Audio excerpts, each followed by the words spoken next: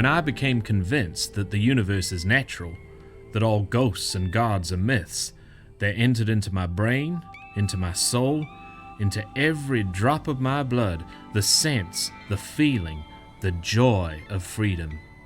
The walls of my prison crumbled and fell. The dungeon was flooded with light, and all the bolts and bars and manacles became dust. I was no longer a servant, a serf, or a slave. There was for me no master in all the wide world, not even in infinite space. I was free. Free to think, to express my thoughts. Free to live to my own ideal. Free to live for myself and those I loved. Free to use all my faculties, all my senses. Free to spread imagination's wings. Free to investigate, to guess and dream and hope.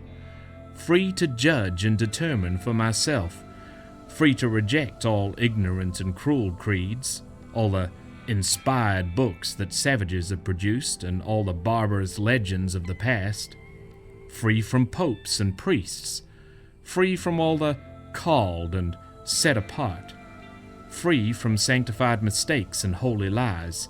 Free from the fear of eternal pain. Free from the winged monsters of the night. Free from devils, ghosts, and gods. For the first time, I was free. There were no prohibited places in all the realms of thought, no air, no space where fancy could not spread her painted wings, no chains for my limbs, no lashes for my back, no fires for my flesh, no master's frown or threat, no following another's steps, no need to bow or cringe or crawl or utter lying words. I was free. I stood erect and fearlessly, joyously faced all worlds. And then my heart was filled with gratitude, with thankfulness, and went out in love to all the heroes, the thinkers who gave their lives for the liberty of hand and brain, for the freedom of labor and thought, to those who fell on the fierce fields of war, to those who died in dungeons bound with chains, to those who proudly mounted scaffold stairs, to those whose bones were crushed, whose flesh was scarred and torn, to those by fire consumed, to all the wise, the good, the brave of every land, whose thoughts and deeds have given freedom to the sons of men. Then I vowed to grasp the torch that they had held and hold it high, that light might conquer darkness still. Let us be true to ourselves, true to the facts we know, and let us above all things preserve the veracity of our souls. If there be gods, we cannot help them, but we can assist our fellow men. We cannot love the inconceivable, but we can love wife and child and friend. We can be honest as we are ignorant. If we are, when asked what is beyond the horizon of the known, we must say that we do not know. We can tell the truth, and we can enjoy the blessed freedom that the brave have won. We can destroy the monsters of superstition, the hissing snakes of ignorance and fear. We can drive from our minds the frightful things that tear and wound with beak and fang. We can civilize our fellow men. We can fill our lives with generous deeds, with loving words, with art and song, and all the ecstasies of love. We can flood our years with sunshine, with the divine climate of kindness, and we can drain to the last drop the golden cup of joy.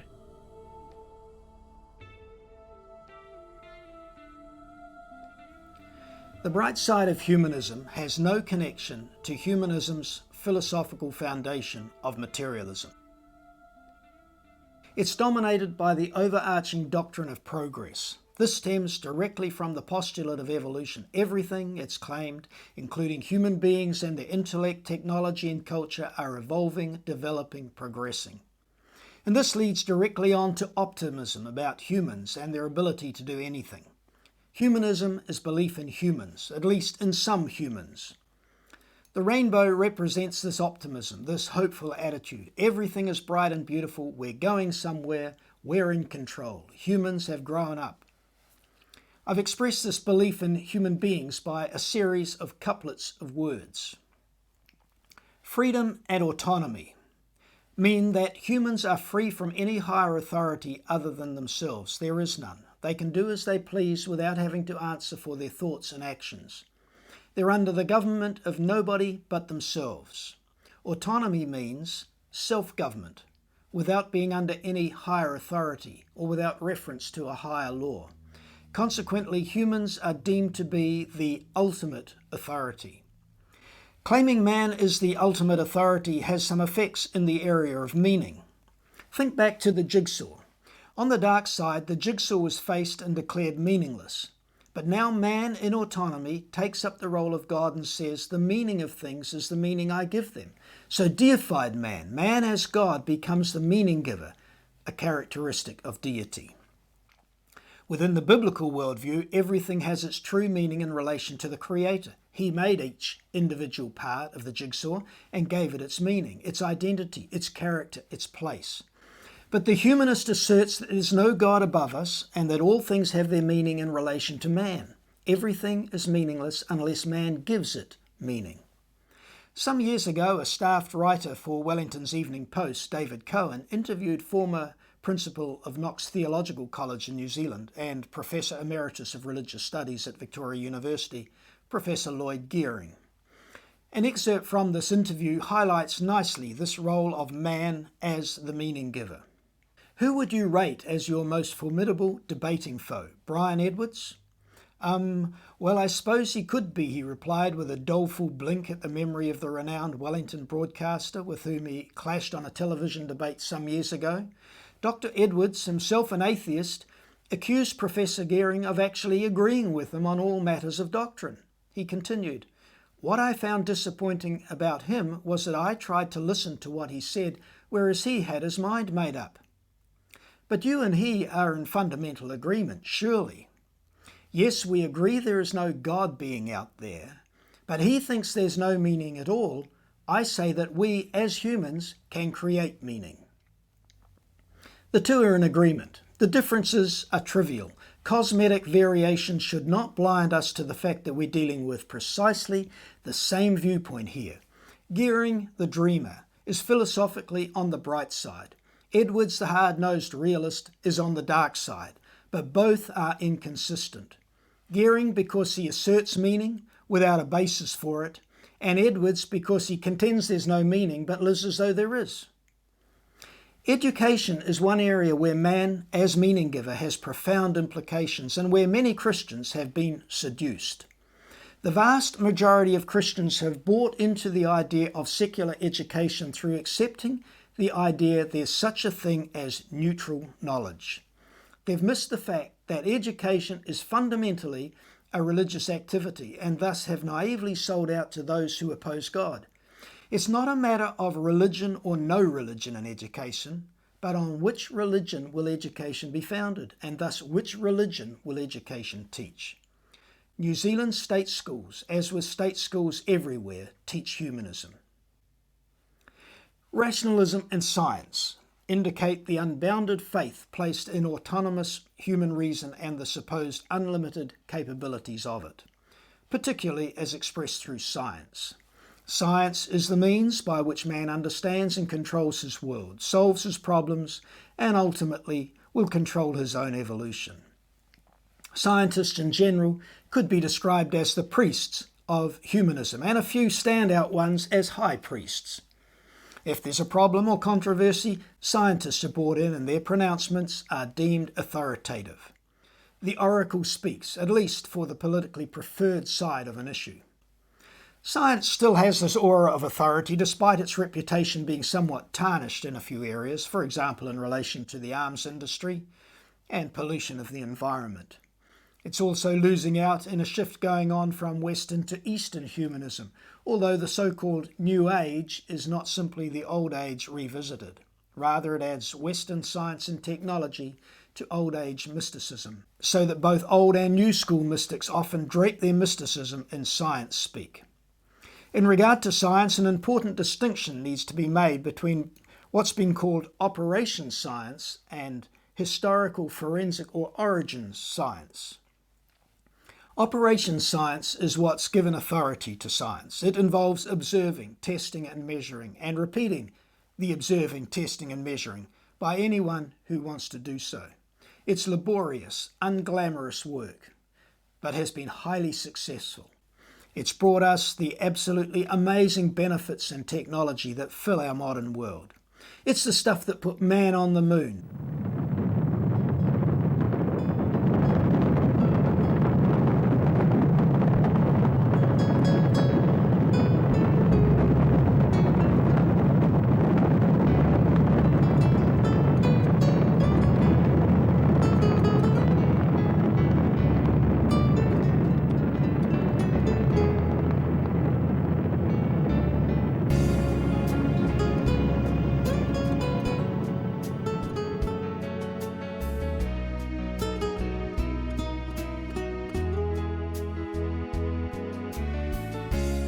Both hands down to about the fourth rung up.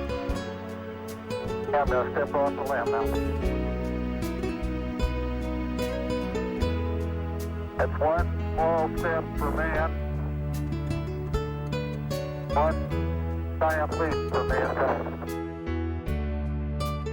It's the stuff that feeds the world, extends our lives, has produced all the amazing materials we take for granted, but which our ancestors never dreamed of, and enables instant worldwide communication from the palm of your hand, and you to watch this video. Operation science is an important part of the creation mandate God gave Adam and Eve and springs directly out of the biblical worldview being applied to the creation. It came about as the result of God-believing men seeking to think God's thoughts after him and search out his genius in the things he had made. Historical or origin science is another beast altogether. Past events can't be observed, at least those that occurred before the advent of cameras, or repeated, tested, or measured. It's really detective work, trying to work out from artifacts in the present what happened in the past. Granting for the sake of argument that evolution occurs, it's acknowledged by all that it happens too slowly to be observed in the present, and that there were no observers of it in the past. Thus it's outside the scope of operation science. What we have are things in the present, like fossils and rocks and processes of all sorts that go on, about which a history is constructed to explain them. The evolution story is such a history, but because it's a crucial part of the dominant worldview, the materialist creation story, if you like, it's taken on a sort of ideological hegemony, the name and the authority of science to the exclusion of creation as an alternative history. Thus, evolution is claimed by many to be a fact, as verified as the law of gravity, even though such claims are simply bluster and intimidation without foundation, part of a semantic game. Note also its rationalism, a philosophical belief that says man's reasoning is the final determiner of truth, not rationality that I'm talking about. Within the biblical worldview, rationality, human reasoning ability, is a fundamental aspect of man's created being, which was pronounced very good at the end of Creation Week. A reflection of the Creator's rationality in the image of God, the mind of man, reflecting the mind of God. It's now fallen, along with all other aspects of man's being, but neither more nor less than any other. Rationalists, despite all their claims about reason, etc., are inherently irrational. In the world they postulate there's no meaning, morality or truth to pursue, and yet they pursue them, sometimes with vigour, and live in terms of them. I've had a rationalist stop talking to me because he said that as I start with faith and he starts with reason, there's no way for us to communicate. I said that's nonsense, as he starts with faith also, having to have faith in his rationality before and as he uses it. That in fact everyone unavoidably starts with faith. This same guy charged that Christianity is grossly irrational. Funny, I contended, that modern science was born because early scientists, most of whom were Christians, believed there was a rational creator who built a rational universe, and thus man, by using his reason, could study the world and discover in part how it worked. They worked on the basis that the world functions according to laws which can be discovered, because there is a transcendent lawmaker. How could what he called a grossly irrational belief system give rise to what many deem to be the most rational of enterprises? Because it's not irrational at all. Rather is founded on a person who is supremely rational, the Logos, the logic, the word of John's Gospel, who was not an abstract concept, but a person who was made flesh and lived for a while among us. Relativism speaks to the area of morality. Moral relativism says that nothing is absolutely or permanently right or wrong. Because circumstances change and cultures are different, what may be wrong in one situation may not be so in another. The situation determines whether it's one or the other, thus situational ethics. If there's no unchangeable God, then there's no unchangeable standard. If there's no God above us who by virtue of having made us has the right to set the rules for us, then there can be no rules that are absolute and thus bind all human beings. All one is left with are human beings, and they're all equal, or so it's claimed by some, and changeable, so therefore each one of us can make the rules and change them when we want. Why not? I, by my choice, decide what's right and wrong for me. You, by your choice, do the same for you. We may choose the same or the opposite, but we can never say that our choice is right and mean really, truly, dinkum, objectively right. We can only mean this is right for me at this moment in time, and in another moment I may change my mind. Right and wrong lose their meaning because they can mean anything. When something means everything, it means nothing. Marilyn, my wife, came into the room and said, "Where's the thingamajig?" My response, "Pardon?" Thingamajig is a word which can refer to anything, so therefore means nothing in particular. As a result, we didn't know what to look for. In our family, the stock answer to such a question became for a while, "Oh, the jandal," which of course was not the item being looked for at all. Within this worldview, there's no higher law to which we can appeal because there's nothing higher than the human race to originate such a law. Ethics simply boil down to personal choice, and ethical language nothing more than a mask over our personal preferences. Whatever you choose is right. You may choose anything: classical music, art, and sophisticated living, or murder, rape, and mayhem. Because you choose, it's ethical. While some may not like your choice, if they deny you it, then they're just asserting their choice and personal preferences, which is equally arbitrary, over yours. Justice and law go out the window because these are now just the expressions of the personal choices of the most powerful, an exercise of power by the ruling elite. When the elite changes, or changes its mind, so do justice and law. There are innumerable ethical systems that leave God out. They're all relativistic, and therefore the differences are cosmetic only. Once again, I'm a lumper rather than a splitter. Pluralism represents the idea of cultural relativism, the toleration of all beliefs and cultures. All these are seen as equally valid and morally equivalent, with none being more true or better than another. Well, that's the claim. In practice, all beliefs and cultures are tolerated so long as they're basically humanistic and in line with the ideas of the ruling value makers in society, or in some way aid the value makers in society. Christianity does not qualify for toleration once humanism is in control, as witnessed clearly by the opposition to it from Marxist regimes of any colour. Toleration is a myth. Pluralism leads to the absurd situation we have in the West today, where, for example, Christianity and Islam are treated either as morally equivalent or morally inverted. People are being killed in jihad attacks all around the world on a daily basis, and these are all totally consistent with and based on teaching found in the Quran and on the example of Muhammad as encapsulated in the Hadiths. No such things occur at all from within the Christian belief system. And even if they did, they would be inconsistent with Christ's example and teaching. Yet the suicidal Western media and political establishment, in their hatred of Christianity, intentionally overlook the direct Islamic roots of this daily and escalating jihad, and accuse Christians of being equally aggressive and murderous and even more dangerous than the jihadists. Israel gets worse treatment still, being described as a Nazi state, and every action taken in self-defense screamed out as being murderous aggression, with boilerplate stories and photos to illustrate their perversity.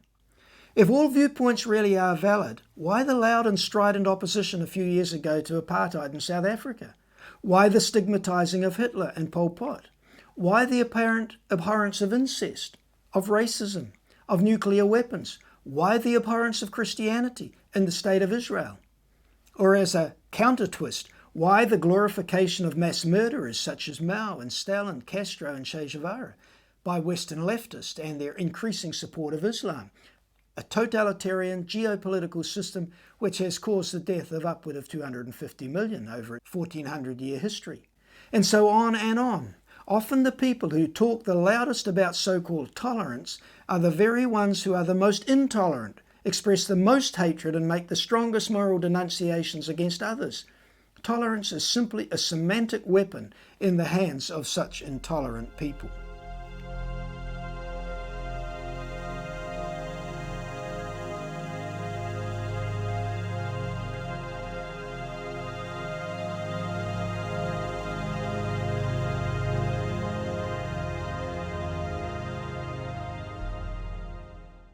Individualism and statism speaks of man individual and man corporate. Another serious dilemma for humanism surfaces here. Humanism asserts that human beings are the ultimate authority, that they make the rules. But which humans, or human? Is it the individual? After all, the individual is said to be free and autonomous, determining his or her own meaning and morality. But what happens in practice if this view is followed? You get anarchy, and anarchy is hard to live with. Anarchy is lawlessness, absence of government. Nothing is safe, neither your person nor your property. To restrain anarchy, control and authority are required, and they become centred in corporate humanity personified in the state. This may be a supposed manifestation of the will of the people, a majority of the group, or that of an elite that manipulates the democratic processes to gain raw power, or simply exercises raw power. I'm sure some even much anarchistic societal breakdown is actually planned to create a crisis which gives grounds for the state to expand and eventually take centralised authoritarian control. Rahm Emanuel, at one time Obama's right-hand man, put it succinctly to a conference of top corporate executives of the Wall Street Journal shortly after Obama became president of the US. He said, "You never want a serious crisis to go to waste. And what I mean by that, it's an opportunity to do things that you think you could not do before. This is an opportunity, what used to be long-term problems, be they in the healthcare area, energy area, education area, fiscal area, tax area, regulatory reform area, things that we had postponed for too long that were long-term are now immediate and must be dealt with. And this crisis provides the opportunity for us, as I would say, the opportunity to do things that you could not do before." And so the state becomes the maintainer of law and order, while actually being just as lawless, the definer of acceptable morality, though legislating for acceptable and against unacceptable behaviour, the giver of freedom, and generally the bestower of all good and blessed things. In other words, the Lord and Saviour of mankind. People become almost totally orientated towards the state as the vehicle through which their life and welfare are assured and their problems solved. And thus the common refrain, why doesn't the government do something? The main news items of the day in New Zealand, especially on national radio, generally refer to what the state or some politicians have done. These constant and repetitive references to the state, some of them, though said as news stories sounding suspiciously like tightly scripted propaganda, further entrenches the idea that the state is all important. This orientation is called statism, and the logic of it is totalitarianism, total control in the hands of the state and the individual and all they possess, the property of it. The humanist who emphasizes the individual thinks such an idea is horrendous. The humanist who is a statist waits and works passionately with eager expectation and bated breath for the glorious, all-pervasive state. I guess because they think their agendas and enlightened insights will be the ones that are implemented. What often happens, however, is that people like this get chewed up by the very machine they've set running. Those who start revolutions get swallowed up by them. Robespierre, architect of the terror during the French Revolution, famously lost his head on the guillotine. And so there are these rival claims to ultimate authority. The individual asserts his own sovereignty, and so does the group personified in the state, and they vie for ascendancy. It's a classic case of the philosophical problem of the one and the many. Where does ultimate authority lie?